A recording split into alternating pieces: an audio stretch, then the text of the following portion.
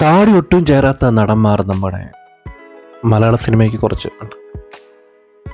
നിവിൻ പോളിയുടെയൊക്കെ താടി പ്രേമ സിനിമ ഇറങ്ങിയപ്പോൾ തമിഴ്നാട്ടിലൊക്കെ ഭയങ്കര എന്താ പറയുക, ആൺപിള്ളേർക്കും പെൺപിള്ളേർക്കൊക്കെ ഭയങ്കര ഇഷ്ടമായിരുന്നു. ഉണ്ണിമുകുന്ദനെയൊക്കെ കാണുമ്പോൾ എനിക്ക് തോന്നിയിട്ടുള്ളത് താടി ഉള്ളപ്പോൾ ഉണ്ണിമുകുന്ദനെ കാണാൻ നല്ല ഭംഗിയാണ്. താടി പഠിച്ചിട്ടൊക്കെ വരുന്നതിനേക്കാളൊക്കെ ഭംഗി താടി ഉള്ള ഉണ്ണിമുകുന്ദനെ കാണാൻ കുറച്ച്. അതുപോലെ തന്നെ ആസിഫ് അലിക്കും താടി ഉള്ളതാണ് ഭംഗി. താടിയില്ലാത്ത ആസിഫ് അലിയെ കാണാൻ വലിയ ഭംഗിയൊന്നും തോന്നുന്നില്ല, എൻ്റെ അഭിപ്രായമാണ്. ടോവിനോ തോമസിന് ഇതുപോലൊക്കെ തന്നെയാണ്. ടോവിനോ തോമസിനും താടിയുള്ള മുഖമാണ് അദ്ദേഹത്തിന് കൂടുതൽ ഭംഗിയായിട്ട് എനിക്ക് തോന്നിയിട്ടുള്ളത്. അടിപൊളിയാണ്. ഏത് മുണ്ടും ഷർട്ടും ആണെങ്കിലും അത് കോട്ടും സൂട്ടും ഇട്ട് താടി കൊണ്ട് അടിപൊളിയാണ്. കുഞ്ചാക്കോവനും താടി നന്നായിട്ട് ചേരും. ഇനി താടി ചേരാത്ത കുറച്ച് നടന്മാരുണ്ട്. അതിൽ ആദ്യത്തെ ആളാണ് നമ്മുടെ സലീം കുമാർ. അങ്ങനെ താടി വെച്ച് നമ്മൾ കണ്ടിട്ടില്ല. പിന്നെ ഒരു വയസ്സൻ കഥാപാത്രം ചെയ്തപ്പോഴാണ് അദ്ദേഹം താടി വെച്ചത്. പിന്നെ ഉള്ളത് ജഗദീഷാണ്. ജഗദീഷിന് താടി ചേരുന്നതായിട്ട് എനിക്ക് തോന്നിയിട്ടില്ല.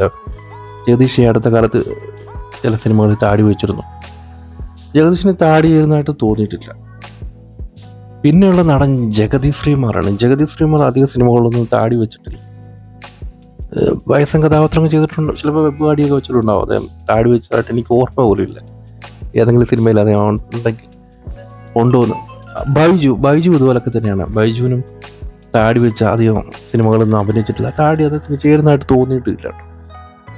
ഒരുപാട് ചിത്രങ്ങളൊന്നും അഭിനയിച്ചിട്ടില്ലെങ്കിലും പിഷാരടിയെ നമുക്ക് അറിയുന്ന ആൾ തന്നെയാണ് എല്ലാവർക്കും.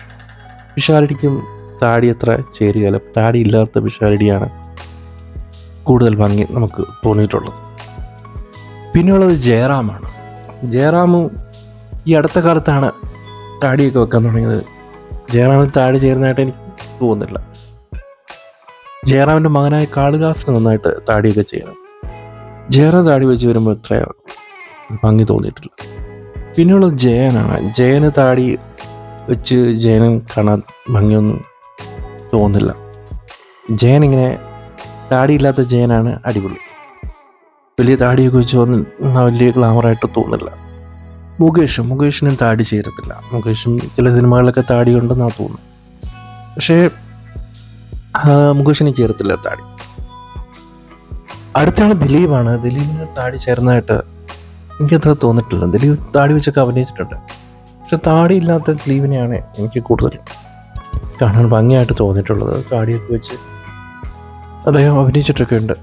പക്ഷെ അത്രയൊരു രസം തോന്നിയിട്ടില്ല താടി ദിലീപിനെ ചേരുന്നതായിട്ട് എനിക്ക് തോന്നിയിട്ടില്ല. എന്നാൽ എല്ലാവരും ദിലീപ് നന്നായി താടി ചേരുന്നൊക്കെ പറഞ്ഞ് കണ്ടിട്ടുണ്ട്.